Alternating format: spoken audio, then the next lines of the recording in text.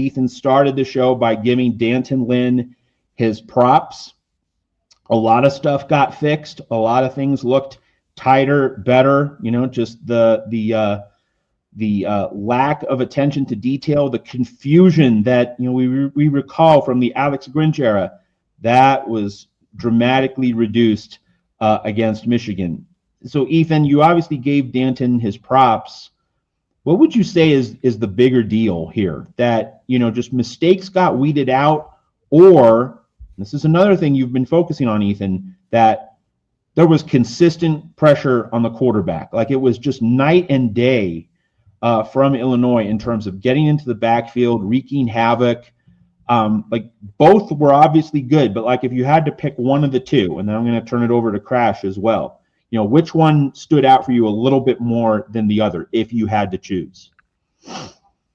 So I think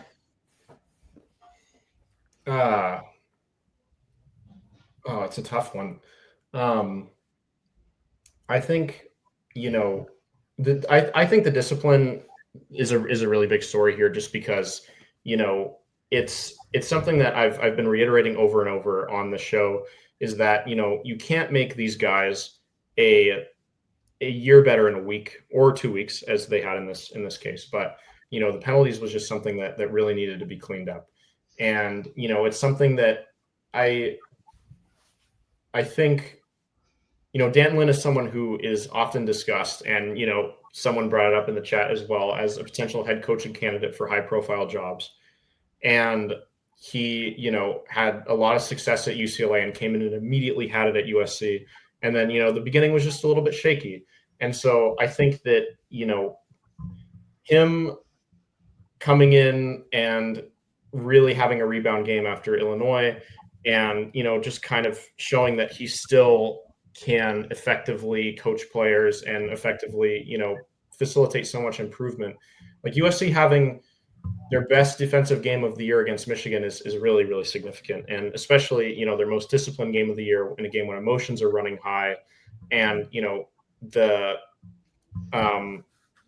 Michigan offense has a couple of superstars on the other side of the ball. Like, Justice Haynes was a non-factor, and I know he got hurt, but, keeping the guys level-headed, keeping them, feeling like they can stop anybody is also really key. So, and, even before Justice Haynes went out, he wasn't really doing too much. So I think that the culture and the discipline is a really big story.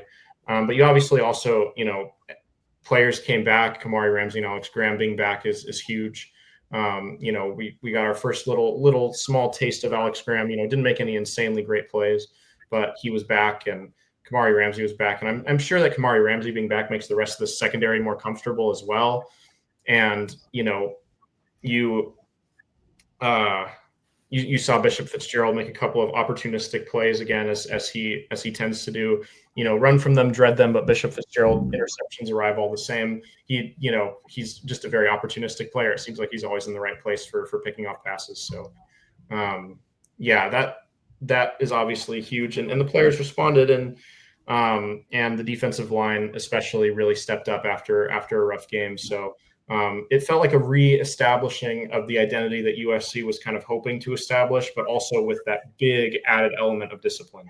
Like, throughout the beginning of the year, it was the defensive line is the strength of this team, and then if the secondary can be scrappy and just kind of hold on, like, the USC defense can have success. And that's kind of what happened. Also, big shout out to DeCarlos Nicholson, because I thought he stepped up and played maybe the best game of his USC career. He was really locked down in this game. So those are kind of my thoughts on that. So my overall thoughts around the defense was, I thought D'Anton Lynn called a great game. Like, play calling was great. Everything was great. Really just took it to Michigan. Obviously, just made Bryce Underwood, made Justice Haynes before he went out, just made just the Michigan offense uncomfortable. And that's how you got to play in the Big Ten, as I think USC has learned. I think just the way USC was able to just bully that Michigan O-line and kind of have their way for most of the night, I think is really shows just how much I think they responded well. Obviously, yes, having, key personnel back, like Kamari Ramsey back, is huge. Alex Graham getting to see the field again is huge. just having the right players on the field also certainly is a factor. But I just was really impressed with how this team responded after just what happened against Illinois, and just how just they were like, no, we know what, like, they were confident how they could play. And that's what I want to see from this team, especially as the road gets heavy, you start facing some tougher offenses. Like, that's how you got to play. That's how you got to play in the Big Ten. You got to take it to them. So I was really just all impressed with how SC just came out, responded, and just was really imposed their will on Michigan's offense. Now this is not to take anything away from USC and what it did, because we all knew this was a big game. This was a prove it moment, and we saw a really good product. And, we're all really happy and thrilled about it for sure. But we do have to ask the question in terms of calibrating just how good USC's defense was, was this more about USC being great, or was this more about Michigan's limitations? Because, we know that Bryce Underwood is just not there. He's just not ready yet. He could blossom into something really special in the fuller course of time. But, this is a project, right? This is not a quick fix. This is not an instant success thing for Michigan. He has a long way to go in his evolutionary arc. But was this a case of USC made a freshman quarterback look bad, or was it this freshman quarterback was never, ever really going to make dynamic difference-making plays? I think we need to dive into that a little bit. Ethan first, Crash second. So I am actually going to give more credit to USC only because of the context of the game that they played last year. I mean, USC goes into the Big House playing Alex Orji, who threw for 30 yards. Like, Alex Orji, the game plan was as clear to, if you'd never heard of USC and Michigan football and you just looked at the box scores and you had to make a prediction for how the game was going to go, you would have known that they were going to run the football. Like, Alex Orji cannot pass. So, Bryce Underwood, by comparison, is great. Like, and I can understand some of the sunshine pumping that Michigan fans were doing this past week for Bryce Underwood, because, like, compared to a guy like Alex Orji, he looks like an incredible quarterback. And like I said, he's very naturally talented and is going to be a very good football player. And I would put some of the onus on, he's not accurate, and, he's especially seemingly nervous and inefficient in the red zone, which is has been a big issue for Michigan, not just against USC, but against Wisconsin and other teams. So, he's got his limitations, but I do think that, Sharon Moore is a little bit scared to unleash him. So the play calling is really, really conservative. But like the USC defense deserves a lot of credit because, like I said, last year, the game plan was as clear as day, and it didn't matter. And I think a lot of Michigan fans came into this game confident in the Michigan offense because, based on what they saw last year and based on, this national narrative of USC is a soft football team. All Michigan needs to do is win at the line of scrimmage and they're going to win the game. Like, it doesn't matter if Bryce Underwood plays terrible. It doesn't matter if, they can't throw the ball at all. Like, Michigan's going to win this game and they're going to win it easily. So I think that, it's night and day compared to last year, and the defensive line really set the tone first and foremost.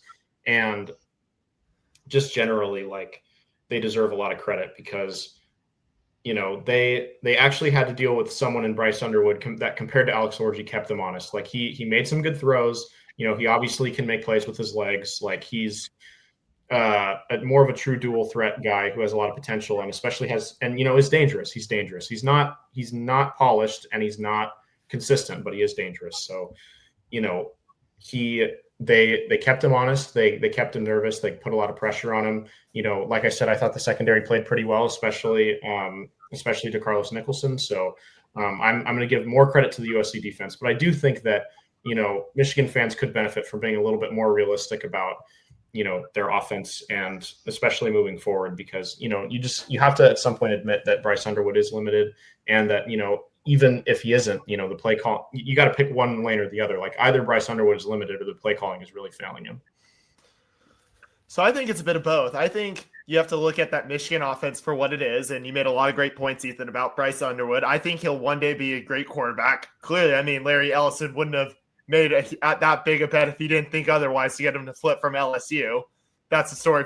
But anyway, but once you think about that, I think this Michigan offense is better, but I still think just with where they were, I think part of it is just what that Michigan offense was. That said, though, I thought this USC defense played really well and was super impressive. So I think it's a bit of both, where you got to look at the talent on the Michigan offense versus also the talent on the USC defense. So I think the defense has improved for sure. And I think while Michigan's offense is better, I think USC definitely could see some tougher offenses like that are just more versatile, have more dynamic quarterbacks, tougher O-lines, that teams that win games in the trenches. But I think for this game, I think it's really, you got to look at both, because the defense was really good, but also I think Michigan is still, they're still developing. Obviously, I think Bryce Underwood, like I said, will be great, but this might just not be their year yet, given everything that's going on. So I think it's really a bit of both to answer the question. So here's the big follow-up. USC had 2 weeks to prepare for this game. So 2 weeks to prepare for a not that great Michigan offense. And credit to D'Anton Lynn and all the players for not looking at that Michigan-Wisconsin film, which was rough. That was ugly. We talked about it last week. They didn't get overconfident. They went out and did the job. They did the work. Like, they sensed opportunity and pounced on it. That's the way you're supposed to do it. That's the way you're supposed to approach a vulnerable offense. But nevertheless, 2 weeks to prepare for this Michigan offense. They weren't preparing for Anthony Carter or Tyrone Wheatley or Elvis Gerbach or Tom Brady. They were preparing for this iteration of the Michigan offense. So going forward, and again, not focusing on Notre Dame specifically, just more about the general second half of the season, because this is the midway point after week 7. You're not going to have an off week. You're not going to have 2 weeks to prepare for most of your opponents. How sustainable do you think this is, and how much weight should we assign to this performance against Michigan? How much do you think this did move the needle in terms of what's coming up, what's next for USC? Ethan first, Crash second. Yeah, I do think it moved the needle in a significant manner, just because, the early games were making a lot of USC fans nervous on Saturday, because you had Ohio State going into Illinois and handling business, which USC obviously didn't do. And then, you had UCLA beating Michigan State very handily and not letting Michigan State get on the board when, USC obviously surrendered 31 points to them. So that was making a lot of people really nervous. And I think, also just going back to this national narrative, like there were a lot of Michigan fans who obviously didn't watch a single game of USC football this year, or did so in very limited capacity, who were just saying that like it was going to be a total wash, and hadn't seen just the great offensive line play and the great defensive line play, and just generally how well USC was playing at the line of scrimmage, save for the defensive line in the Illinois game. So they, I think, went out and proved that there is a proven path to them having defensive success. And I think also the improvement is really important. I think, looking at the rest of the season and looking at the offenses that they face the rest of the season, I don't feel as though any of them have been dramatically consistently better than Michigan has. I mean, there's offenses that are certainly more dangerous. Like Oregon is, Oregon's had their moments for sure, especially early in the year. Dante Moore didn't look great against Indiana, but Indiana was getting near constant pressure on him. Like, can USC sustain that amount of pressure? I'm not sure. They're obviously going to, try to make him uncomfortable. But I don't think Dante Moore got a lot of Heisman hype after beating Penn State, and then Penn State really fell off the map. And that was still like a struggle on the scoreboard. Like, it wasn't like they boat raced Penn State. Like it came down to the wire in Happy Valley. And credit Dante Moore for leading a great drive there at the end, but I don't, it wasn't like he went out and threw for 500 yards and 5 touchdowns or anything like that.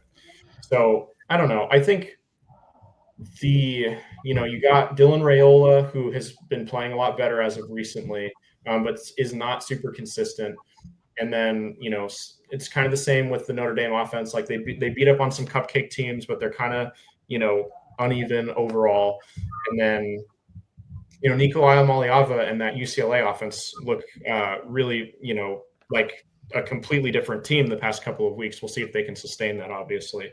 But I think, the key, continues to be just improving and improving and improving. You can now go, back to the drawing board, back to meetings this week and say, look, we can play a game where we don't commit any penalties on defense, and we can play a game where we hold the number 15 ranked team in the country to 13 points. We can play a team that has a lot of very, dangerous players on the offensive side of the ball. Again, not necessarily consistent, because Bryce Underwood has not been consistent, but I think everyone would agree that he's dangerous. And then you had, Justice Haynes, who's the best running back in the country before he got hurt.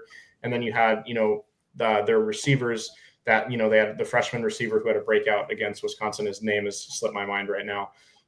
But, so there are some dangerous players. They're obviously a physical team. They build their identity on playing physically. So I think that, this is a real good win for morale. I think that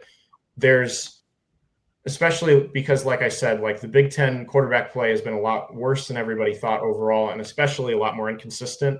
So I think you can kind of point to this and say, this is our standard. Let's forget about Illinois. Let's forget about what Luke Altmaier playing pretty well and that offensive line playing pretty well. Like, chalk it up to food poisoning or travel or, fatigue or injuries or whatever you want to chalk it up to. But, it's a new chapter. We've turned over a new leaf, and we can instill confidence in this defense that, like, this is, the standard we wanted to be playing at all year, and we can still improve on this. Like, there was still a big play that they gave up.